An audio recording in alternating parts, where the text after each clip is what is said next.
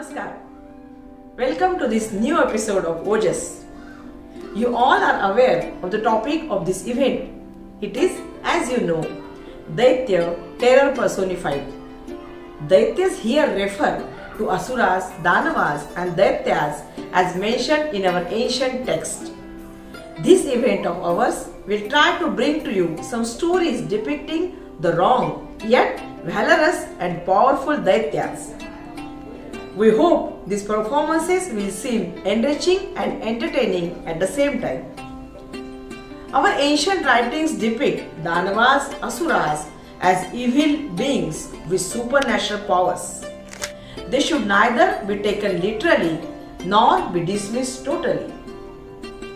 In today's episode, we will see performances of some young performers who will put their stories with their own views and with their own perspectives. So, let us start our program. Putana was a Rakshasi who was fierce and evil. She was appointed by Kamsa to kill his nephew, Lord Krishna. When Krishna was a small child, he sent Putana to Mathura. Little Krishna was at his home in cradle when Putana, who was dressed as a normal beautiful woman, came.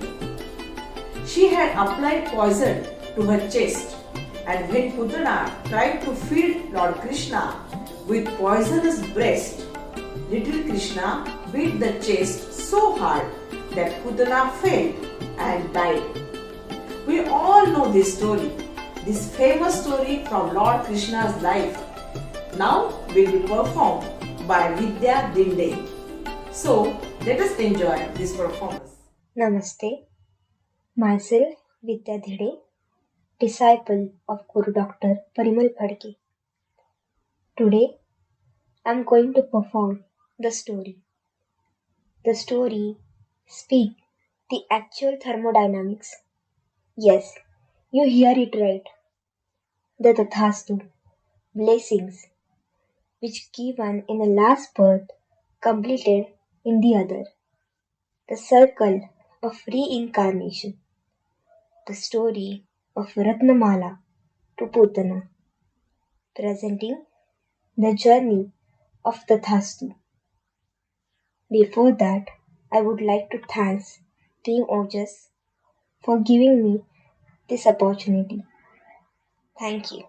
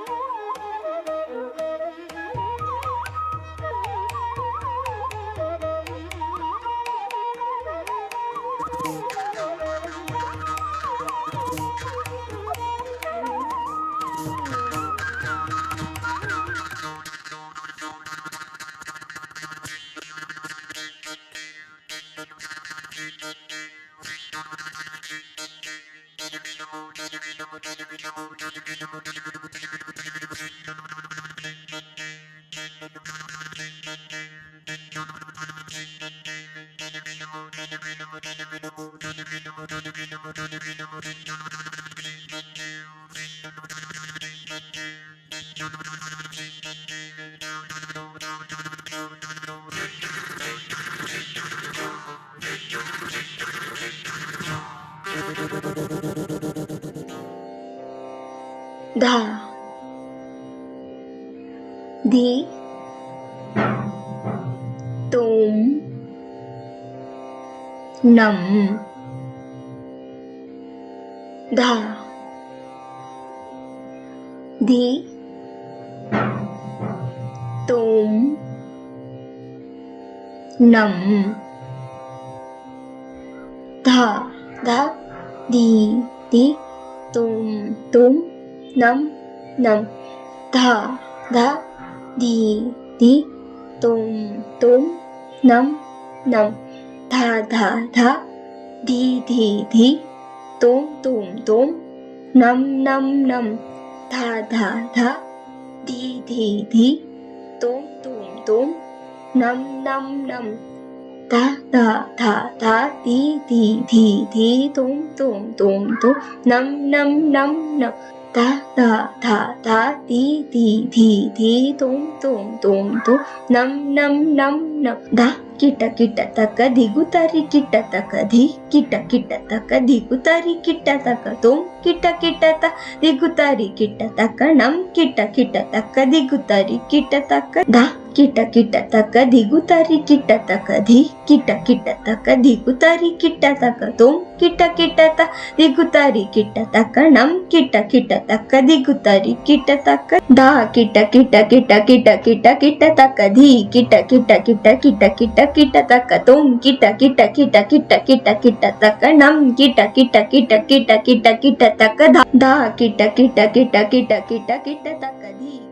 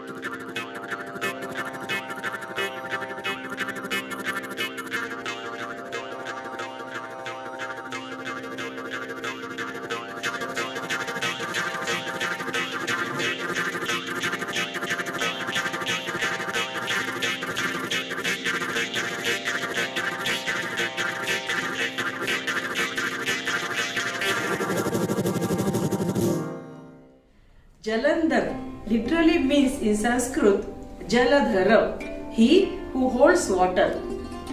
Jalandhar was born out of Shiva's anger when Shiva opened his third eye to kill Indra for his arrogance. Somehow, Indra was saved by Guru Brihaspati. But the energy emitted from the third eye of Shiva was sent to ocean. The energy developed into a boy and was raised by Varuna and then by Asura Guru Shukracharya. This was Jalandhar.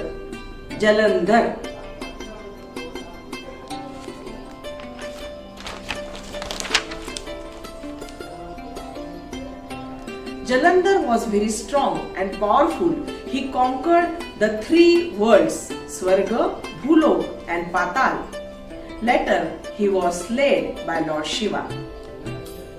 This was a story I read about Jalandhar, but there are different stories written in our different old textbooks. Jalandhar Shiv की क्रोधाग्नि से जन्मा। जलंधर वीर योद्धा। जलंधर असुरपति। जलंधर वृंदापति। जलंधर वृंदा जिसका पातिव्रत्य बना जलंधर का कवच, और जिसके टूट जाने पर वही बना जलंधर के मृत्यु का कारण। जलंधर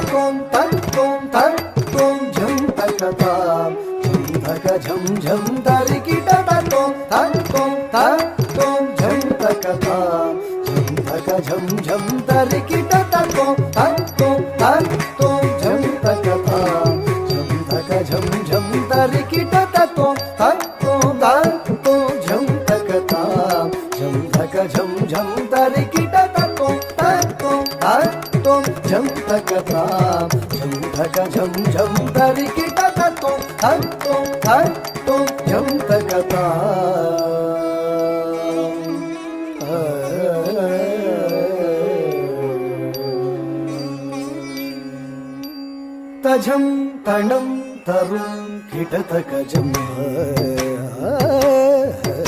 तजं तणं तरुं किटतकजं तजं तणं तरुं किटतकजं तकजं तजं तणं तरुं किटतकजं तकजं तजं तणं तरुं किटतकजं तकजं तजं तणं तरुं किटतकजं तकजं तजं तणं तरुं किटतकजं तकजं तजं तणं तकजं तकजं तकतरितजं तकतणतजं तकजणुतजं जं तरितां तकतरितजं तकतणतजं तकदिवित्तजं तरिकिटतां तजं तकतां तधि तकतां तरुं तकतकजणुतां तां तजं तकतां तधिं तकतां तरुं तकतकजणुतां तकतरिकिट तकजं तरितां तकतरिकिट तकतकजं सगमा झणुतां झणुतां निपमा पदिसागसनि झणुतरितां सगमा झणुतां झणुतां निपमा सगमागसनि झणुतरितां ततरितां ततधणतां ततझणुतां ततकिटतां सगमा पदिसा ततरितां ततधणतां ततझणुतां ततकिटतां सनिपमगमसा ततरितजं सगमा पदिसा ततरितजं तकिटतजं कसनि पदि तकिटतजं तकिटजं पदिसगा तकिटजं तकजं सनिप तकजं तजं पम तजं तजं तदिंगिणतुं हिसनिपम तदिंगिणतुं तत्तुं तत्तुं तत्तुं झं तकतां झं तकजं झं तरिकिटतत्तुं तत्तुं तत्तुं झं तकतां झं तकजं झं तरिकिटतत्तुं तत्तुं तत्तुं झं तकतां तत्तुं तत्तुं तत्तुं झं तकतां तत्तुं तत्तुं तत्तुं झं तकतां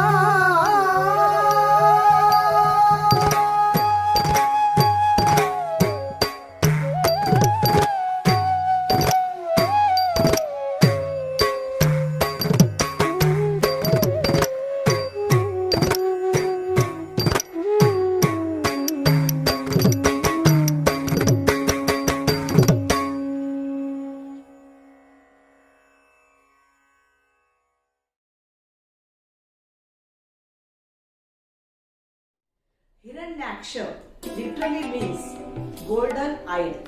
Has another name, Hiranyanetra, was son of Rishi Kashyapa and Diti, having siblings Hiranyakashipu and Holika. We all know about 10 avatars of Lord Vishnu. In his Varaha avatar, Lord Vishnu has killed this Daitya Hiranyaksha and has saved Prithvi, Bhudevi, who was kidnapped by this powerful Hiranyaksha. Today, Abhijit Kundu will perform on this theme of Hiranyaksha. Let us enjoy and welcome young and talented Abhijit Kundu.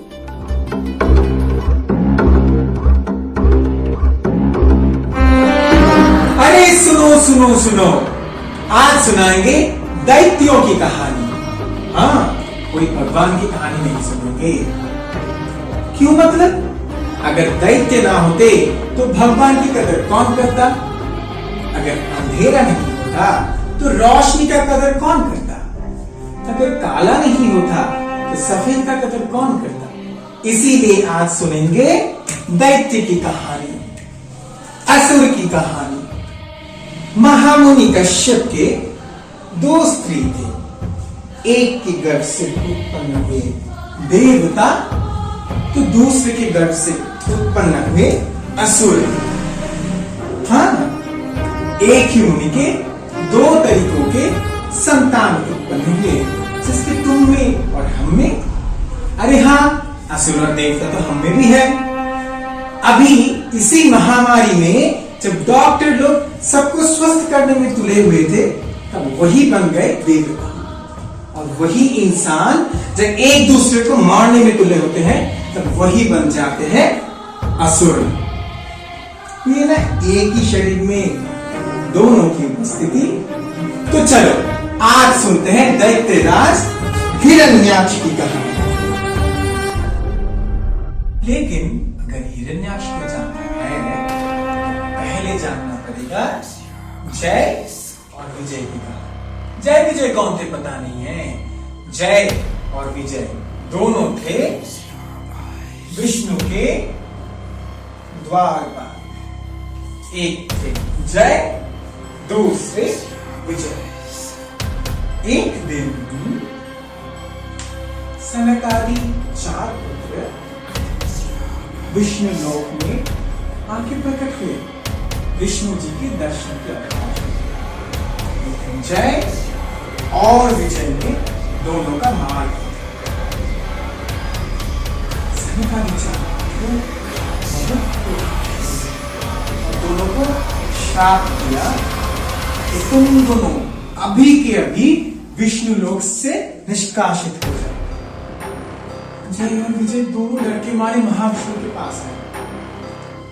Mahavishnu ने बोला सिर्फ 2 ही उपाय हैं, या तो 7 युगों तक मेरे भक्त बन के भटकना, या तो 3 युगों तक असुर कुल में जन्म लेके भटकना। जय और विजय सोचने लगे 3 युग की परियां। तो दोनों ने ये स्वीकार किया कि 3 युगों तक असुर कुल में जन्म लेके भटकते। यही दोनों सत्य युग में हुए हिरण्याक्ष और हिरण्यकशिपु, त्रेता युग में हुए रावण और विभीषण, द्वापर युग में हुए शिशुपाल और दंत। तो चलिए अब सुनते हैं हिरण्याक्ष की कहानी। ये सत्य युग की कहानी है। स्वर्ग लोक, नर लोक और पाताल लोक पे अपना अधिकार प्राप्त करने के लिए हिरण्यकशिपु ने युगों तक तपस्या की। ओम ब्रह्मणे नमः। ओम ब्रह्मणे नमः।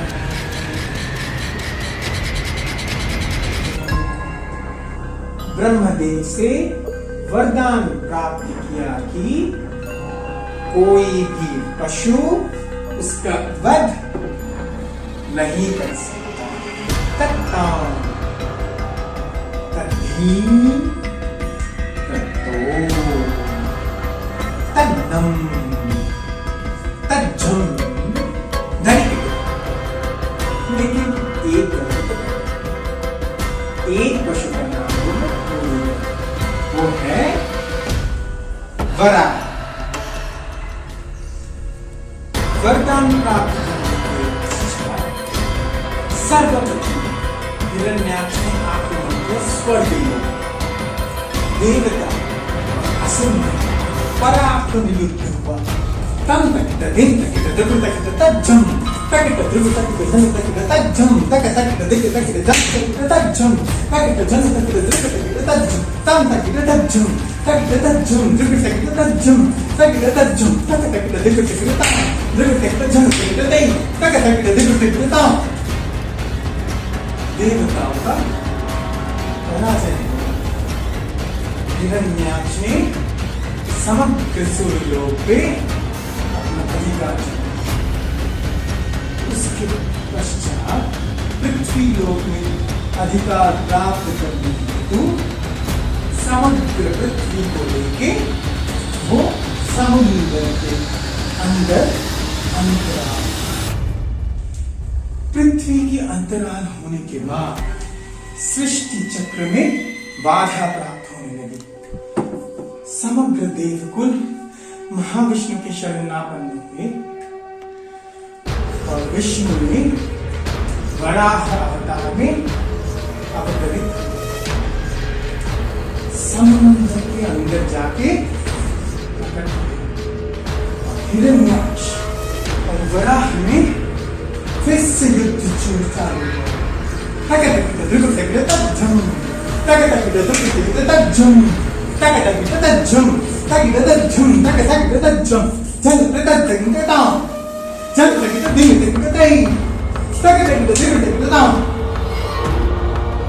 विष्णु के वराह अवतार ने हिरण्याक्ष का वध किया।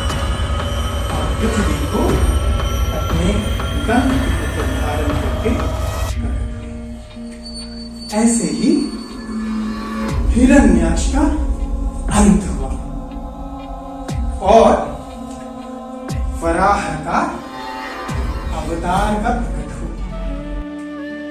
शशिनी कलंक कले गोपाल कृष्ण धरणी तब लगना है रे कृष्ण।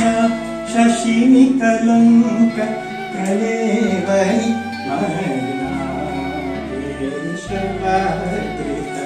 शूकट रूप जय Jagdish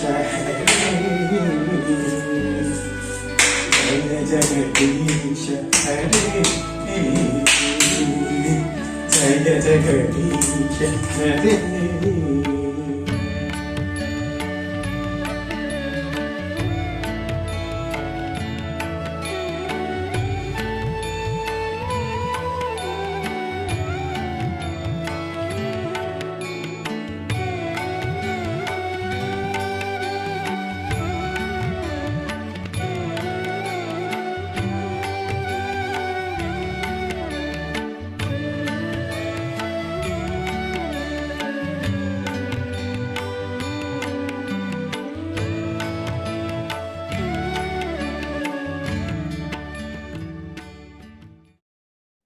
Now we are going to watch performance by Atanu Das.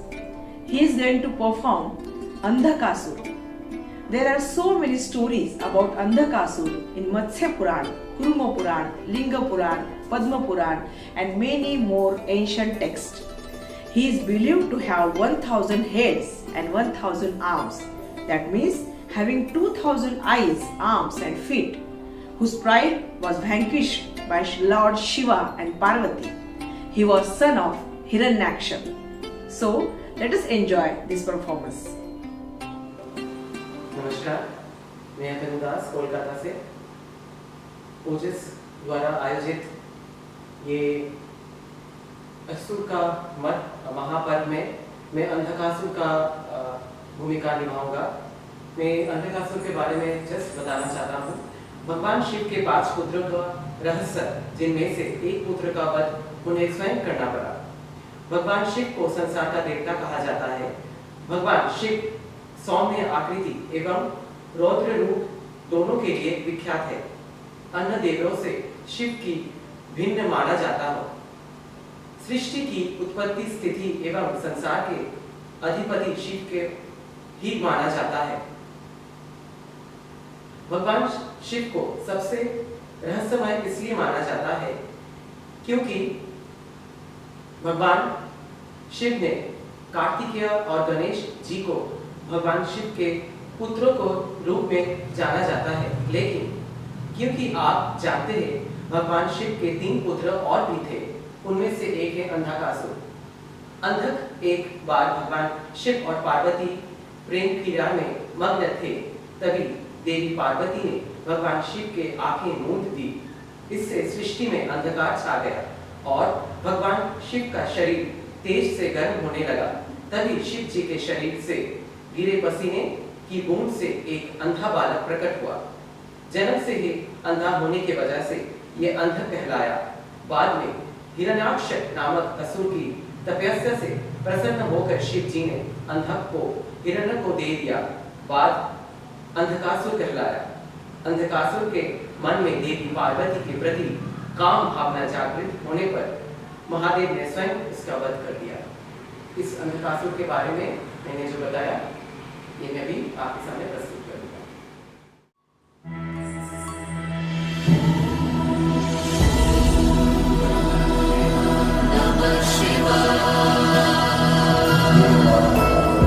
एक बार मां पार्वती और महादेव काशी में थे और वहां महादेव पूर्व दिशा की ओर मुख करके बैठे हुए थे। उसी समय अचानक मां पार्वती ने महादेव को पीछे से आकर चुपके से महादेव के दोनों नेत्रों को अपने हाथों से बंद कर दिया। दोनों नेत्र बंद होने के कारण सारे संसार में अंधकार फैल गया था और संसार में प्रकाश फैलाने के लिए महादेव ने अपना तीसरा नेत्र खोल दिया और पूरे जग में पुनः प्रकाश फैल गया। लेकिन तीसरे नेत्र से निकलने वाले तेज से माता पार्वती को पसीना आ गया और जब उनके पसीने की बूंदें जमीन पर गिरी तो उससे एक बालक की उत्पत्ति हुई। महादेव ने बताया कि अंधकार के कारण जन्मे इस बालक का नाम अंधक होगा। जय हो शंकरा, आदिदेव शंकरा, तेरे जाप के बिना चले ये सांस किस तरह। मेरा कर्म तू ही जाने, क्या बुरा है क्या भला। तेरे रास्ते पे मैं तो आंख मूंद के चला, तेरे नाम की जोत ने सारा हर लिया तमस में। जब असुर हिरण्याक्ष ने पुत्र प्राप्ति के लिए महादेव की कठोर तपस्या की तो महादेव ने प्रसन्न होकर अंधक को हिरण्याक्ष को सौंप दिया। अंधक महादेव और पार्वती पुत्र होने के कारण बहुत ही शक्तिशाली था और बड़े होकर अंधक ने ब्रह्मदेव की कठोर तपस्या की और यह वरदान मांगा कि उसकी मृत्यु सिर्फ तब हो जब वो अपनी ही माँ को यौन लालसा से देखे।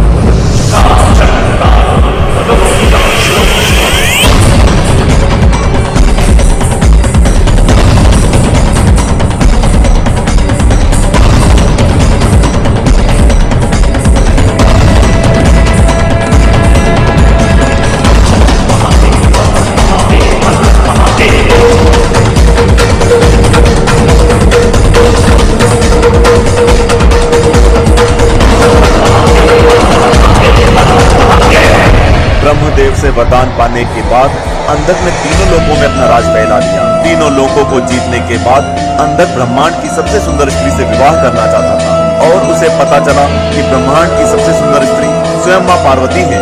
अपने असली माता पिता के बारे में भूल चुका अंधक विवाह का प्रस्ताव लिए अपनी असली माँ पार्वती के पास पहुंचा और उनसे विवाह की जिद करने लगा।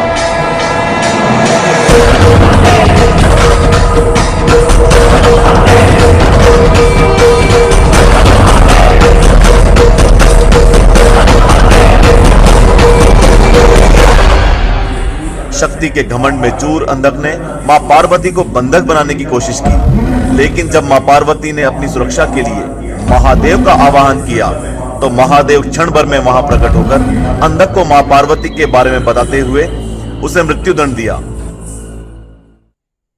The fight between good and bad, sacred and evil has existed since time immemorial. That which is good is personified by gods and bad or evil is represented by demons. Ancient literature has many tales of evil beings destroyed by God in his various forms.